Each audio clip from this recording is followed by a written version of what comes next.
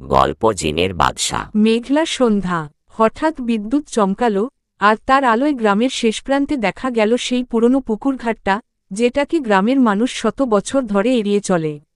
বয়স্করা বলেন, এই পুকুরের ধারে নাকি এক সময় থাকত এক জিনের বাদশা। সে নাকি যার উপর খুশি হতো তাকে সোনা দিত, আর যাকে রাগাত তার জীবনের আলো নিভিয়ে দিত চিরতরে। কেউ আর জায়গাটায় পা দেয় না। কিন্তু রাহুলের সাহস। রাহুল শহর থেকে এসেছে ছুটি কাটাতে। দাদুর মুখে বহুবার শুনেছে জিনের বাদশার গল্প, কিন্তু সে এসবকে পুরনো কল্পকাহিনী বলে মনে করত। এক রাতে বন্ধুদের চ্যালেঞ্জে সে একাই চলে গেল পুকুরঘাটে।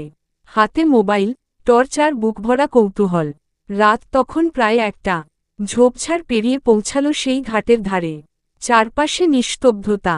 হঠাৎ করেই টর্চ নিভে গেল। মোবাইলটাও বন্ধ, যেন কেউ সবকিছু চুরি করে নিচ্ছে অন্ধকারে। দেখা জিনের বাদশার সঙ্গে। হঠাৎ করেই ঘাটের পানিতে ঢেউ উঠল, কিন্তু বাতাস ছিল না। সেই ঢেউ থেকে উঠে এলো এক অদ্ভুত ছায়ামূর্তি। লম্বা কালো জুব্বা, আগুনের মতো জ্বলন্ত চোখ। মুখটা ঝাপসা, কিন্তু কণ্ঠস্বর গম্ভীর আর কাঁপানো।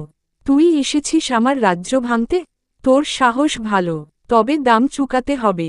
রাহুল জ্ঞান হারিয়ে ফেলল। যখন জ্ঞান ফিরল, তখন সে তার দাদুর ঘরে। সবাই বলল, সে 3 দিন নিখোঁজ ছিল। কিন্তু সবচেয়ে ভয়ের ব্যাপার হল, তার পকেটে ছিল একটি পুরনো সোনার মুদ্রা, যার গায়ে লেখা ছিল, জিনের বাদশার পক্ষ থেকে।